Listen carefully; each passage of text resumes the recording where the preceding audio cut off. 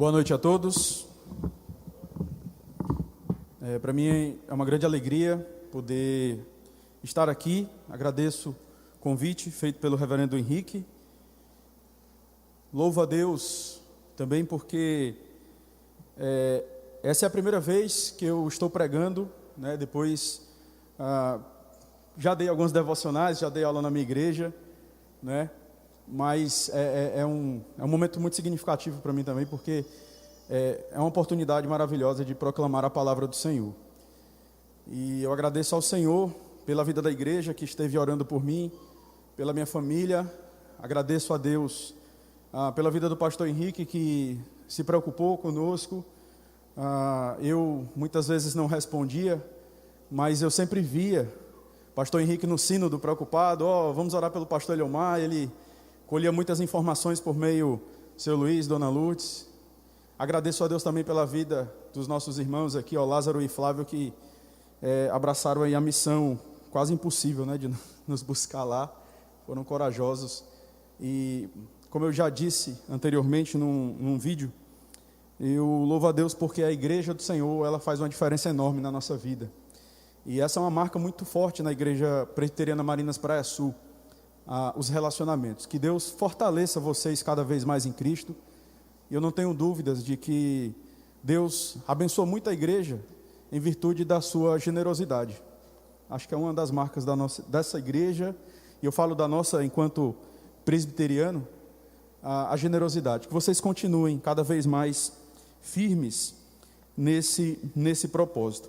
Irmãos, vamos abrir a palavra do Senhor no Salmo 130. Salmo de número 130. Como o reverendo Henrique mencionou, foi uma situação difícil, mas eu não estou aqui para contar o meu testemunho, né, em relação a essa situação, mas ao mesmo tempo falar de algo que o Senhor me ensinou muito durante esse processo. Eu quis que o Senhor me curasse todos os dias. E o sermão que eu ia pregar na minha igreja antes de contrair o Covid era um sermão, eu estou pregando uma série em Mateus, e era o sermão que falava que Jesus, ele andava por toda a Galileia pregando, ensinando e curando toda sorte de doenças. E aí eu olhava para aquele texto e eu falava: Senhor, eu ia pregar esse texto, mas eu peço que o Senhor me cure, o Senhor pode me curar. E Deus estava me ensinando naquele momento que existe uma infecção muito maior, que é o pecado, muito maior do que o Covid, muito mais grave, e é isso que Deus quer tratar no nosso coração o tempo todo, porque é o pecado que nos leva a uma condição de incredulidade, é o pecado que nos leva à desconfiança, e esse salmo fala disso. Ele fala de uma situação desesperadora por causa do pecado, mas ao mesmo tempo ele fala de esperança, e é sobre isso que eu quero falar. É claro que o nosso mundo está numa situação muito difícil. Não estou desprezando aqueles que estão sofrendo nesse momento. Nós nos compadecemos com eles. Mas, meus queridos irmãos, existem pessoas que mais do que enfermas fisicamente, estão enfermas na alma, nos corredores dos hospitais, desesperadas porque não têm a mesma esperança que nós. Então, é importantíssimo nós considerarmos essa questão. E eu peço que você preste atenção na leitura que farei do Salmo 130. A palavra de Deus nos diz: das profundezas clamo a ti, Senhor. Escuta, Senhor, a minha voz. Estejam alertas os teus ouvidos às minhas súplicas. Se observares, Senhor, iniquidades, quem, Senhor, subsistirá? Contigo, porém, está o perdão para que te temam. Aguardo o Senhor. A minha alma o aguarda, eu espero na sua palavra. A minha alma anseia pelo Senhor mais do que os guardas pelo romper da manhã. Mais do que os guardas pelo romper da manhã, espere, Israel, no Senhor. Pois no Senhor há misericórdia, nele copiosa redenção. É Ele quem redime a Israel de todas as suas iniquidades. Estamos aqui, Senhor, diante da Tua poderosa palavra, e estamos expostos à ação do Teu Santo Espírito por meio dela. Quebra, Senhor, os nossos corações. Quebra, ó Deus, as nossas justificativas, as nossas ações, onde muitas vezes estamos racionalizando diante de Ti, justificando o nosso pecado, justificando as nossas dificuldades. Ó Deus, fala com cada um de nós, Pai. Fala aos nossos corações. É o que nós te pedimos no nome de Jesus. Amém. Meus queridos, essa é a situação mais terrível, essa é a situação mais complicada que o homem enfrenta, o pecado. E nós estávamos num certo momento aqui cantando e falávamos a respeito dessa redenção. Essa é a maior bênção que nós podemos desfrutar. E por que ela é a maior bênção? Porque ela vai exatamente sanar o nosso maior problema diante de Deus. É muito interessante quando a gente estuda os evangelhos, notarmos que o foco de Jesus não era curar. Ah, mas pastor, ele curou muitas pessoas. Sim, ele curou muitas pessoas. Mas se você for ler calmamente o capítulo 1 de Marcos, você vai perceber que após Jesus ter curado uma série de pessoas que tinham uma série de enfermidades, a palavra de Deus fala que ele se isola para orar e as pessoas começam a procurá-lo. E quando o encontram, eles falam: olha, nós estávamos te procurando por toda parte. Ele fala: vamos às outras regiões para que eu pregue, porque foi para isso que eu vim. É interessante isso. E a gente às vezes fica... É uma leitura que muitas vezes a gente faz rapidamente e não percebe o que é que Jesus está falando ali. Jesus, ele estava mostrando para os seus discípulos e mostra para nós hoje. Sim, Ele é o Deus que cura, Ele é o Deus que restaura, Ele é o Deus que faz milagres. Não existe crente verdadeiro que não crê em milagres. Ele pode fazer o coxo andar, Ele pode ressuscitar pessoas, Ele pode fazer o que Ele quiser, Ele é Deus. Mas o maior milagre que o homem pode experimentar é a salvação. E você lembra daqueles 10 leprosos que foram curados? A Bíblia fala que um voltou. Outros foram curados. Mas mesmo tendo experimentado a cura, muito provavelmente foram para o inferno. E você acredita nisso? Por mais chocante que seja, muitas pessoas foram curadas enquanto Jesus esteve entre nós. Mas elas não experimentaram a maior cura de todas, que é a cura da alma. Num certo momento, Jesus... Os fariseus chocados com ele, eu estou aqui apenas introduzindo essa questão para que você entenda a gravidade e a importância desse salmo.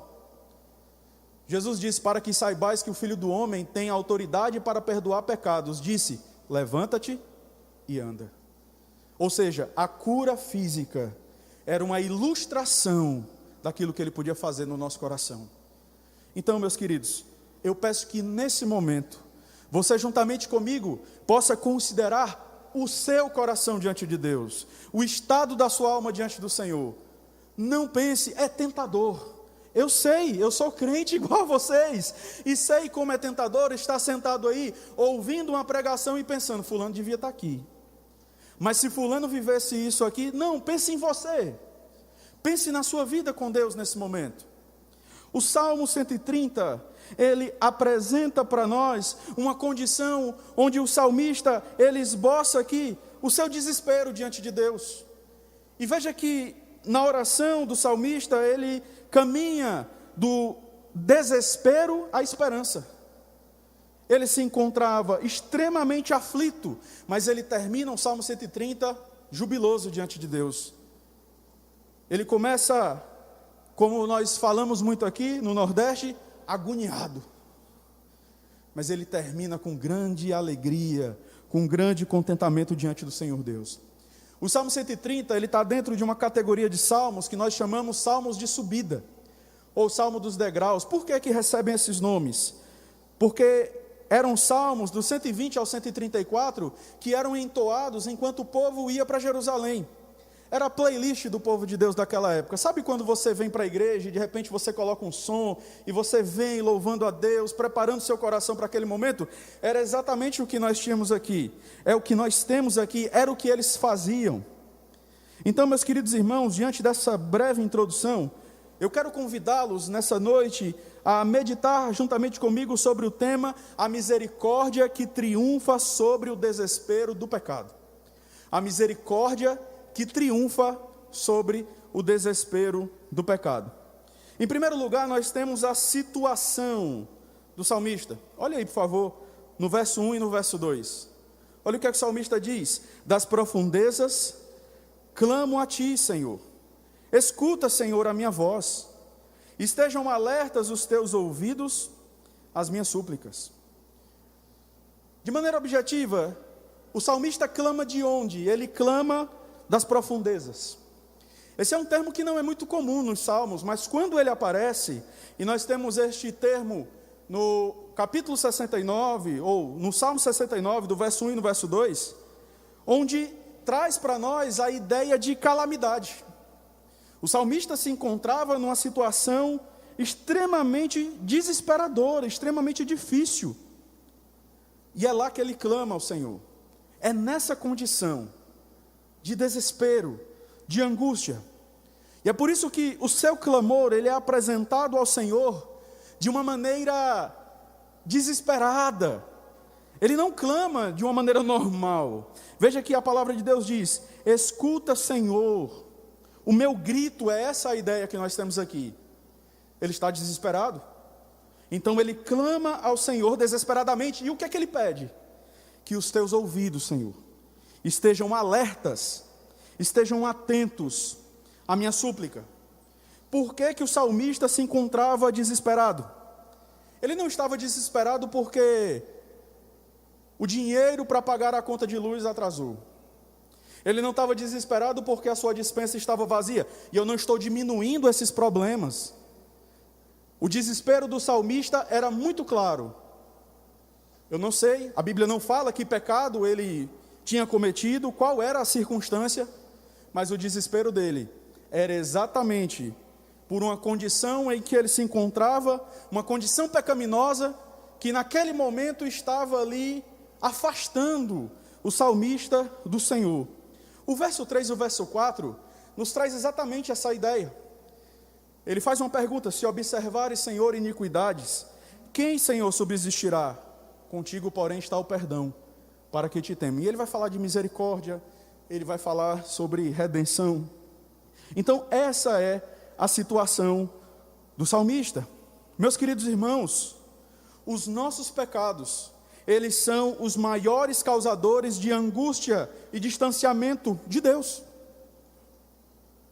O grande problema, meu e seu, é que nós tendemos a nos acostumar com eles.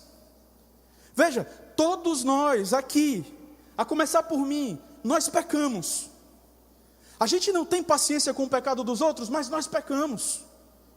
Hoje eu estava num culto e na oração o pastor orando, ele lembrava: Senhor, nós muitas vezes disciplinamos os nossos filhos, corrigimos os nossos filhos, mas na verdade nós somos piores do que eles.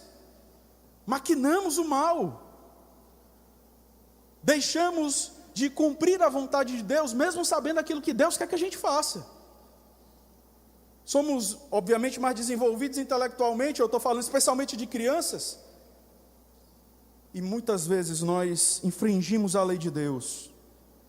Daqui a pouco nós não oramos com tanto prazer, a leitura bíblica fica um tanto pesada, vir à igreja se torna uma mera programação. Por que isso? Por causa do nosso pecado. E Isaías capítulo 59, do verso 1 ao verso 2, a palavra de Deus diz: eis que a mão do Senhor não está encolhida para que não possa salvar, nem surdo o seu ouvido para não poder ouvir, mas as vossas iniquidades fazem separação entre vós e o vosso Deus, e os vossos pecados encobrem o seu rosto de vós, para que vos não ouça. Por que Deus não está tão inclinado a mim como antes? Porque falta-nos muitas vezes confessar os nossos pecados. Nós estamos com problemas muitas vezes com determinadas pessoas, ou com problemas pessoais, pecados escondidos, e deixamos com que essas coisas caminhem de uma maneira natural. E meus irmãos, isso nos afasta do Senhor. Veja, se você é crente, você não vai perder a sua salvação. Eu sei que Deus, Ele de alguma forma vai nos arrastar, vai nos trazer. Mas a questão é, quem aqui pode dizer, eu nunca experimentei isso? Se você é crente de verdade, você sabe do que eu estou falando, de como é angustiante, de como é terrível nós não conseguirmos orar, sentimos vergonha de pregar, sentimos vergonha de dar uma aula, sentimos vergonha de servir a Deus, por causa do nosso pecado. A condição do salmista era uma condição desesperadora, e a nossa, meus irmãos, ela deve caminhar na mesma disposição do salmista, se estivermos numa condição onde precisamos confessar pecados. A gente não pode se acostumar com o pecado, nós não podemos, mas nós somos mestres na arte da racionalização, não é verdade? A gente encontra justificativa, mas Senhor, eu estou fazendo isso por causa disso, o Senhor sabe, né? Eu fiz isso por causa daquilo, o Senhor sabe como é que é. Mas Deus, Ele me lembra e lembra a vocês, que Ele nos chamou para viver para a glória dEle. Não importa o ambiente, a circunstância, Deus quer ser glorificado. E meus irmãos, foi difícil para mim aprender isso, porque eu sabia tanta coisa, teoricamente falando, mas até que teve um dia, que eu estava no meu quarto, sozinho, e eu falei, peraí, como assim? Que incredulidade é essa? Deus vai fazer a obra dele no nosso coração, independente de qualquer coisa. Ele não faz as nossas vontades, louvado seja Deus por isso, porque há uma infecção muito maior, que Deus está tratando, é a infecção da nossa alma, do nosso coração, e a gente precisa admitir isso. O salmista continua a sua oração, e ele fala sobre a convicção do pecado, a convicção do perdão, e o efeito desse perdão na sua vida. Olha aí, por favor, o versículo 3, olha a pergunta que o salmista faz, e que mostra para nós aqui a convicção que o salmista tem do seu próprio pecado. Se observares, Senhor, iniquidades, quem, Senhor, subsistirá?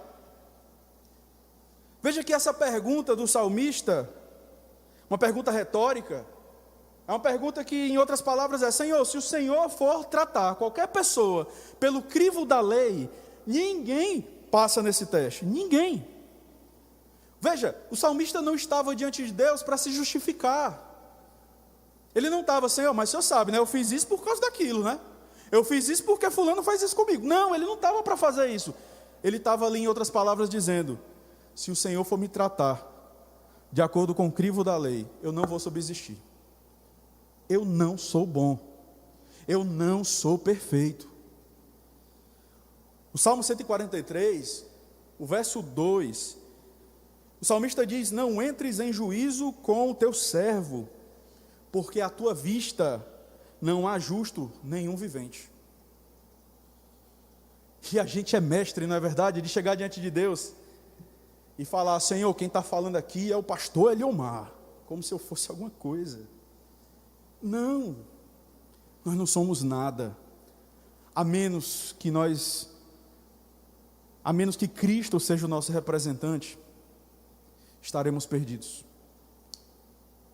E ele continua, ainda no verso 3, eu quero ressaltar aqui duas palavras, na verdade a mesma palavra, só que ela está colocada aqui de uma maneira diferente. Olha aí, veja: se observares Senhor, e aí você vê Senhor, todas as letras em maiúsculo, iniquidades, quem Senhor? E aí só a primeira letra, né? Você sabe que todas as vezes que a palavra Senhor aparece no Antigo Testamento com todas as letras maiúsculas, a ideia que os autores bíblicos estão querendo trazer para nós é de um Deus que se relaciona conosco por meio de um pacto, por meio de uma aliança. A expressão que a gente pode trazer aqui é a expressão Iá, de onde vem a expressão Iavé, a palavra Iavé, que traz a ideia de um Deus que tudo vê, um Deus eterno. Não há como se esconder desse Deus. E aí vem a palavra Adonai, que significa o Senhor soberano. O que o salmista está dizendo aqui, em outras palavras, é: Senhor, O Senhor que vê todas as coisas e que é soberano para julgar, se o Senhor for me tratar de acordo com o crivo da lei, quem é que pode escapar? Não tem ninguém. Nós estamos nas tuas mãos, Senhor. Quem é que pode se esconder de ti? Quem é que pode? E Provérbios 15:3 nos lembra que os olhos do Senhor estão em todo lugar, contemplando os maus e os bons. Meu querido, essa deve ser a nossa atitude diante de Deus. Uma atitude de humildade, não de orgulho. Não de orgulho. Às vezes a gente se ajoelha e pede perdão a Deus e se levanta achando que a gente se levantou o homem mais puro da face da terra. Não, se levantou um pecador perdoado. Nós continuamos pecadores. Continuamos tão necessitados da graça quanto nós oramos. Nós carecemos do Senhor em todo o tempo. Por isso que Jesus, lá em Mateus 5:3, ele diz: bem-aventurados os humildes de espírito, porque dos tais é o reino, ou porque deles é o reino dos céus.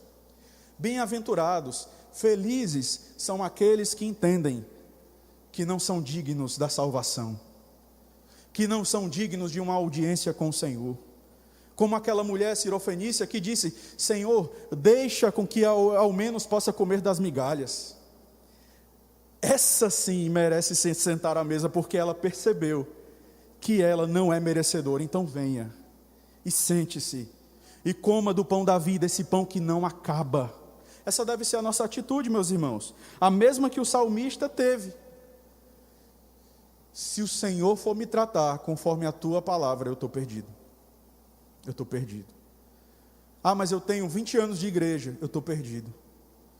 Porque não existe ninguém que passa no teste. Se observares, Senhor, iniquidade, quem subsistirá? Ninguém aqui, a começar por mim. Ninguém subsiste ao crivo de um Deus santo, de um Deus justo. E essa é a condição desesperadora daqueles que não conhecem a Cristo. E talvez essa seja a sua situação aqui. Alguém que de repente esteja aqui nessa noite e que ainda não conheceu o Senhor Jesus, e que de repente tenha acreditado que a sua salvação ela pode ser adquirida pelos seus méritos, pelas suas obras. Ah, mas agora eu estou vindo para a igreja. Vir para a igreja é uma bênção, mas não é o fundamento da nossa salvação. É um dever, mas não é um fundamento. Ah, fui salvo porque fui. Não, nós somos salvos por causa de Cristo. E evidenciamos essa salvação comprometidos com a igreja, tá? Mas eu não posso dizer, sou salvo porque eu fiz isso, sou salvo porque eu ajudei fulano. Não podemos falar isso. Eclesiastes 7:20 nos lembra que não há homem justo sobre a terra que faça o bem e que não peque. Essa é uma péssima notícia, não é? Para aqueles que não são crentes, eles se encontram nas profundezas. Mas sabe o que é pior? É que o salmista, como um crente, ele estava nas profundezas, mas ele de lá clamava ao Senhor, porque ele percebia. O descrente, ele se encontra nas profundezas, mas ele não percebe que ele está lá. Ele não percebe.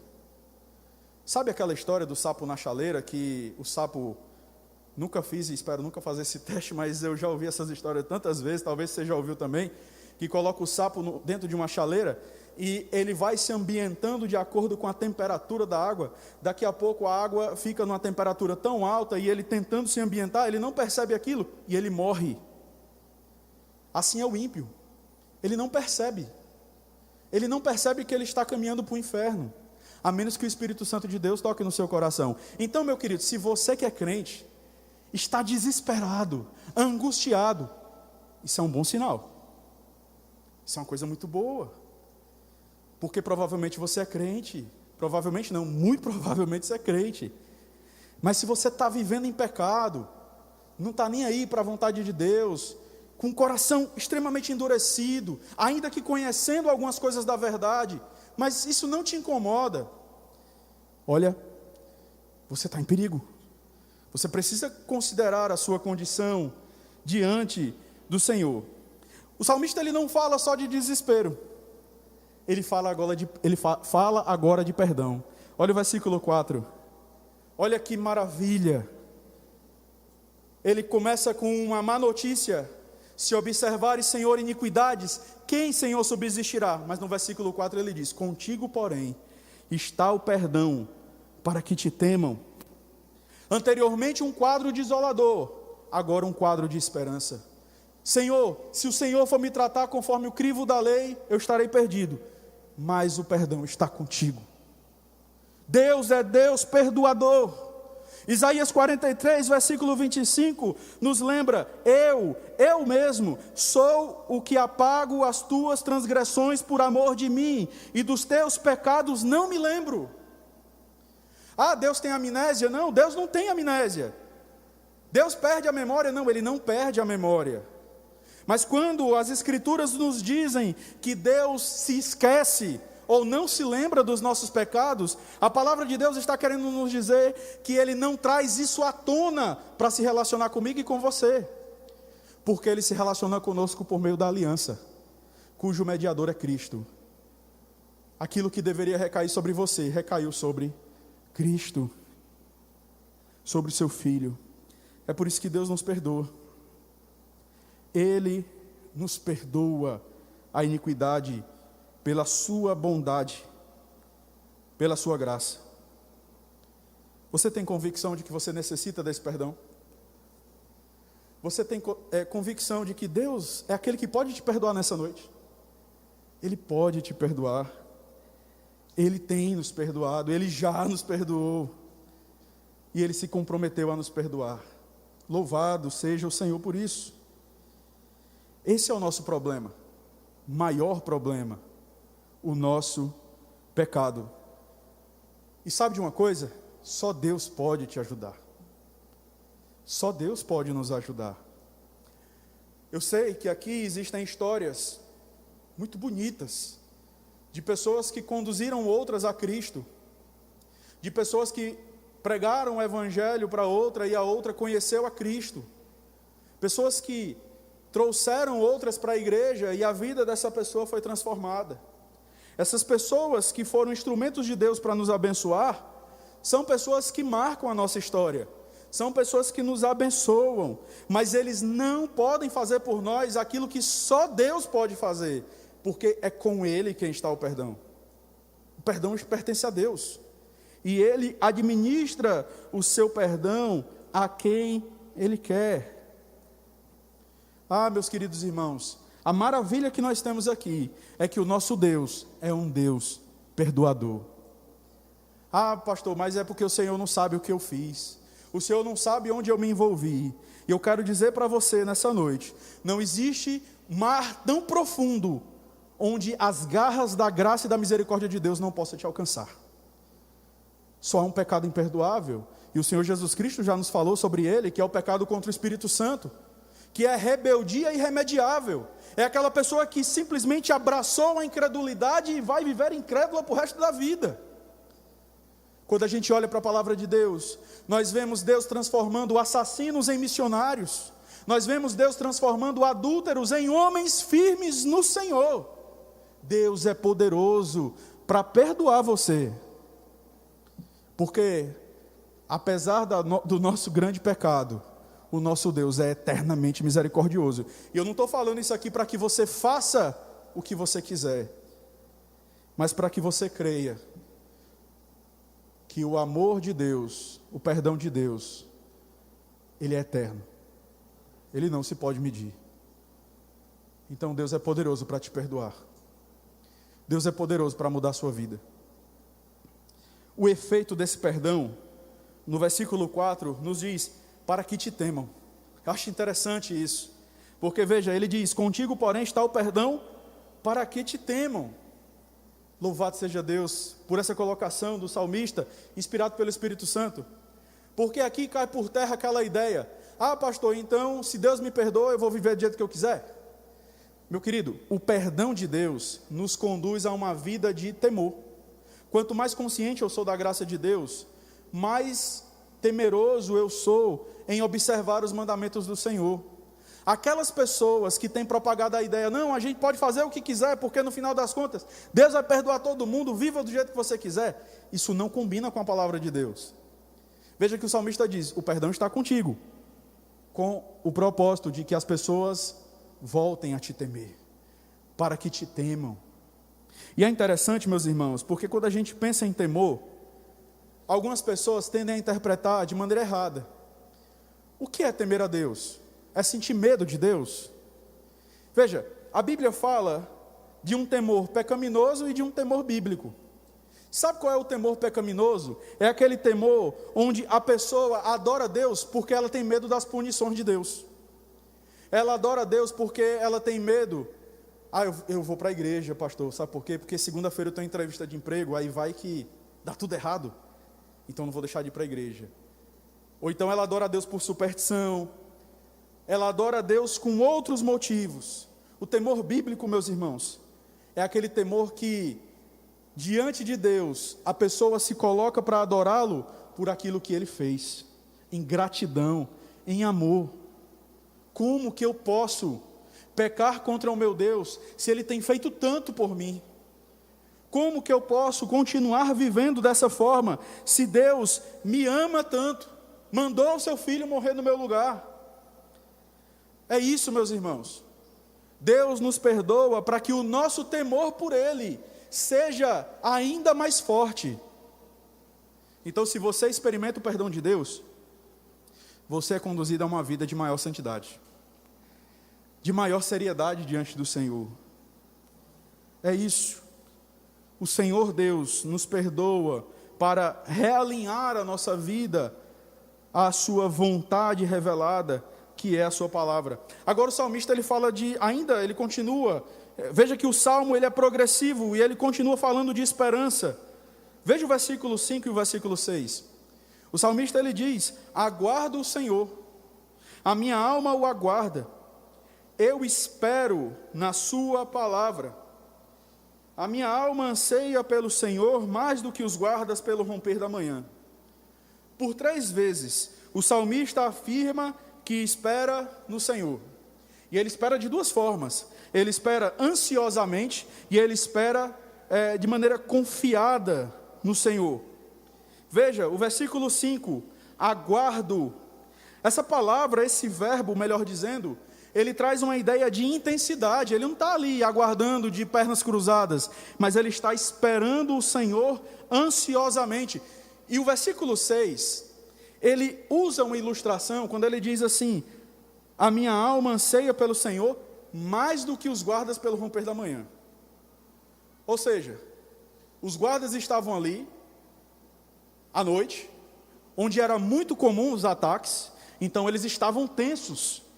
E eles ansiavam pela manhã. Por quê? Pela manhã, tudo ficaria mais claro e teoricamente mais seguro. Então, espero que amanheça logo. O salmista diz: mais do que os guardas anseiam pelo romper da manhã, eu aguardo, Senhor, pela tua misericórdia. O salmista, ele se encontra ansioso agora, mas porque ele espera na misericórdia de Deus. As suas expectativas, elas estão focadas no Senhor. E veja que ele espera de maneira confiante. Veja, ainda no versículo 5, na parte B, ele diz: eu espero na sua palavra. A esperança do salmista, meus irmãos, não é uma esperança baseada na emoção. Ou então ele cruza os dedos, fecha bem os olhos e torce para que as coisas deem certo. Não, ele espera na palavra do Senhor. E a palavra de Deus nos diz que o nosso Deus é um Deus de perdão. O nosso Deus é um Deus de misericórdia. Por que que muitos crentes têm dificuldades de acreditar que Deus pode perdoar? Se alguém puder me arranjar uma água, por favor. Muitos crentes têm dificuldades de acreditar que Deus pode perdoar, porque se esqueceram da palavra. A coisa mais comum que muitas vezes nós ouvimos é: pastor, eu não me sinto perdoado. Deus me perdoou. Meu querido, o sentimento, ele é importante, mas ele não é fundamental. Eu tenho que crer na palavra.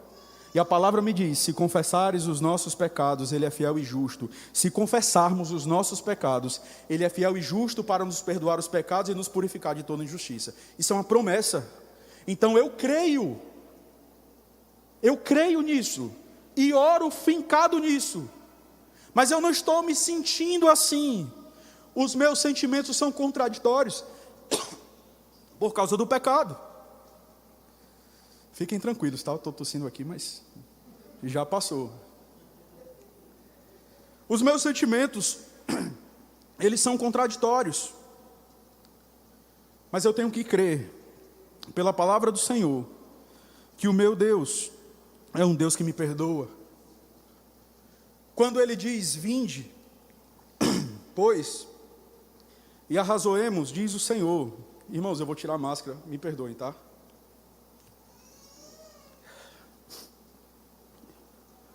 Ainda que os vossos pecados sejam como a escarlata, eles se tornarão brancos como a neve.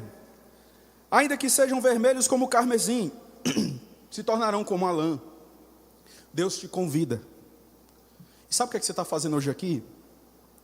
É ouvindo, além de cultuar a Deus, ouvindo Ele contar uma história para você. A história da redenção. A história cujo principal personagem é Cristo. Ele veio para nos salvar. Ele veio para resolver o nosso problema diante de Deus. E é fincado nisso que eu posso fechar os meus olhos quando o pastor ou quando o presbítero fala, meus irmãos, vamos confessar os nossos pecados agora diante de Deus. Você não está cumprindo um mero ritual, mas você está abraçando aquilo que Deus tem para você em Cristo, perdão. Que maravilha, meus irmãos. Obrigado.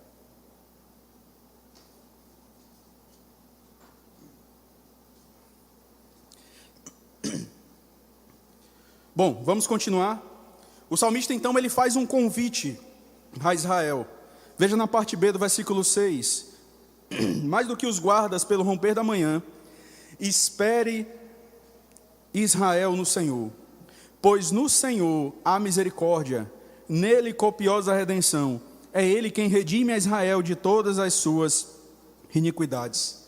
Veja, ele experimenta, agora ele fala, irmãos, espera no Senhor. E eu vou dar duas razões para vocês. Por que vocês devem esperar nesse Senhor? Porque nele há misericórdia. Essa é a primeira razão que eu quero apresentar para vocês, povo de Israel. E a segunda, nele há copiosa redenção. Quando a palavra de Deus nos mostra que nele há misericórdia, é importante a gente desempacotar essa palavra, porque quando a gente olha essa palavra, dentro daquilo que ela significa algumas coisas que são muito interessantes para nós. Amor leal, benignidade, amor fiel. Essa palavra, em outras palavras, o que o salmista está dizendo para aqueles irmãos é: vamos esperar no Senhor, porque o amor do Senhor não muda, porque Deus continua nos amando, sob todas as circunstâncias. Quando você estuda a história do povo de Israel, você vê exatamente isso. Lembra lá de Abacuque, quando o povo estava perdido? Deus disse, eu vou levantar uma nação para destruir vocês. Abacuque, ele entende no versículo 12 do capítulo 1, Senhor, nós não morreremos. Mas antes de dizer isso, ele diz que Deus é eterno, que Deus é santo. Ele fala uma série de coisas sobre o Senhor. Ou seja, Deus é imutável, ele fala isso lá. Deus não muda. O seu pai muda, a sua mãe muda, você que é pai muda. Quantas vezes eu não já tratei o meu filho de acordo com as circunstâncias? Ou será que foi só eu? Deus não nos trata assim. Deus nos trata segundo o seu amor eterno, seu amor que não muda. Louvado seja Deus por isso. Ele continua dizendo que no Senhor há copiosa redenção. Eu acho muito interessante isso aqui, porque a Bíblia, ela não pode ser vista como dois livros. Uma coisa é o Antigo Testamento, outra coisa é o Novo Testamento. Não, irmãos. Os crentes do Antigo Testamento, eles estão olhando para Cristo, no sentido de que eles estão contemplando a promessa. Os do Novo Testamento, eles estão ali com Cristo e nós estamos olhando para trás agora, vendo todas as coisas concluídas. Quando o salmista fala de uma copiosa redenção, Sem sombra de dúvidas, ainda que ele não tivesse uma questão muito clara na sua mente, ele sabia da promessa de um redentor, de um rei que viria, de um profeta, de um sacerdote que viria, que era superior a todos os outros do Antigo Testamento. E ele sabia do Êxodo. Veja que quando os israelitas eles iam para Jerusalém, eles iam com o foco de servir ao Senhor por meio de 3 festas, e uma dessas festas era a Páscoa. O que foi que aconteceu na Páscoa? Deus mandou passar sangue, lembra disso? Nos umbrais das portas, e o anjo vingador viria, e quando ele visse o sangue nos umbrais das portas, ele passaria por cima daquela casa, e ele feriria aqueles que não estavam marcados ali pelo sangue. É isso que significa Páscoa, passar por cima. E veja que ali nós temos uma pequena ilustração.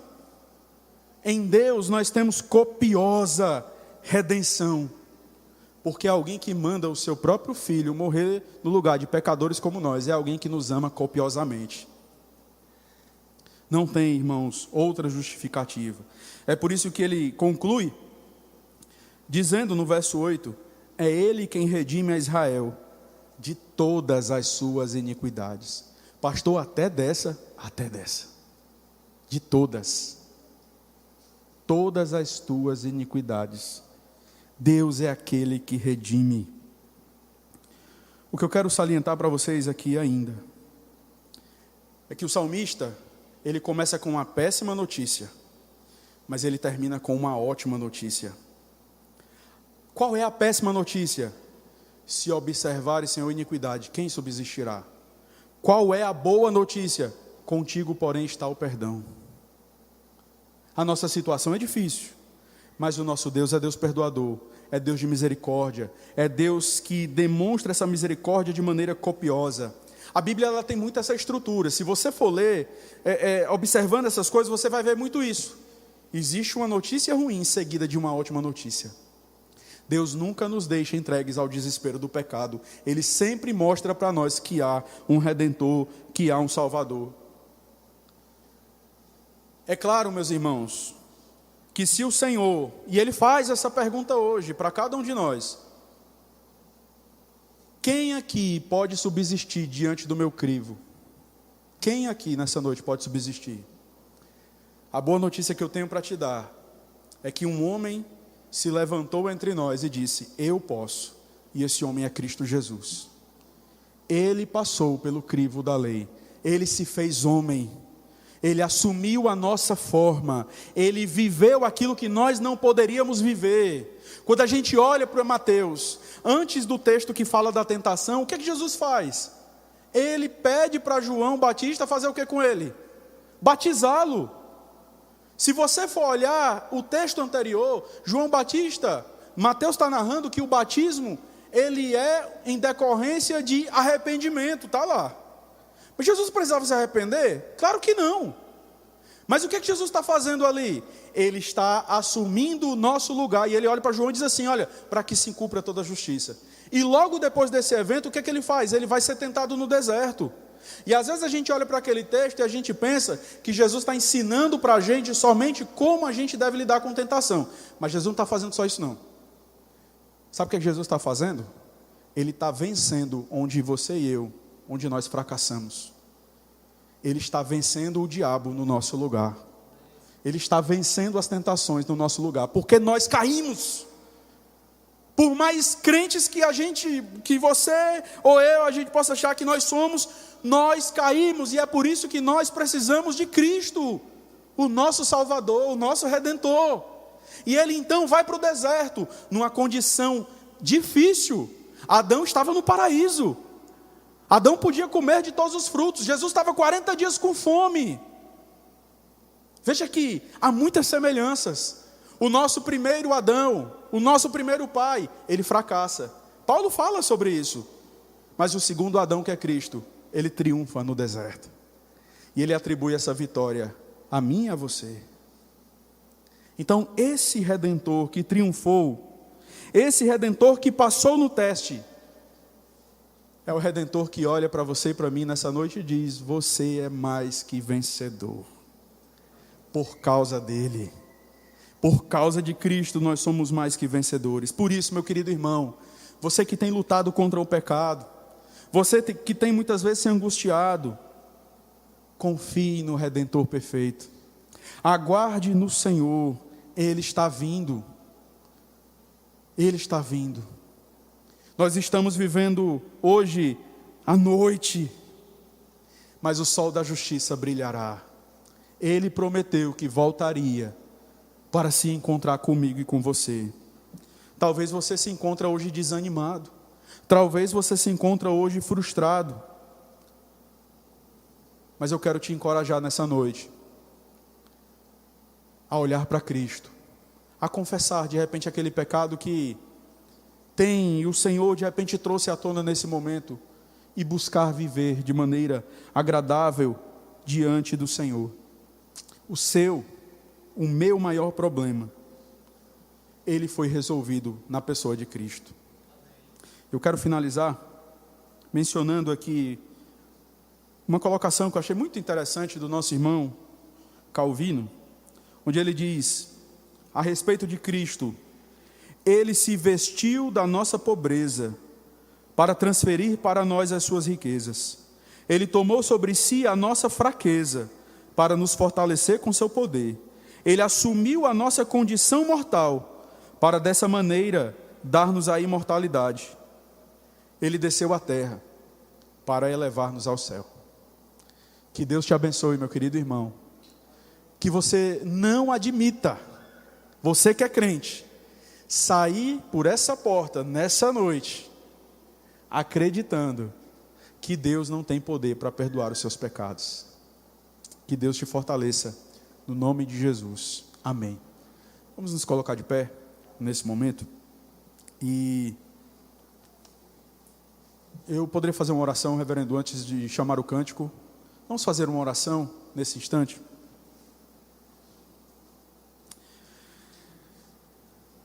Senhor nosso Deus, que privilégio para nós é estarmos aqui, reunidos em nome de Jesus, para sermos lembrados das Tuas copiosas misericórdias sobre nós. Ó Senhor Deus, perdoa, Pai, os nossos pecados, perdoa-nos pelos nossos pecados. Nos ajuda, Senhor, muda o nosso coração, muda, Deus, a nossa percepção equivocada. Nós te louvamos, porque sabemos que em Cristo nós somos perdoados, e não só isso, nós somos transformados. Que o Senhor continue abençoando o teu povo que se reúne aqui, no nome de Jesus. Amém.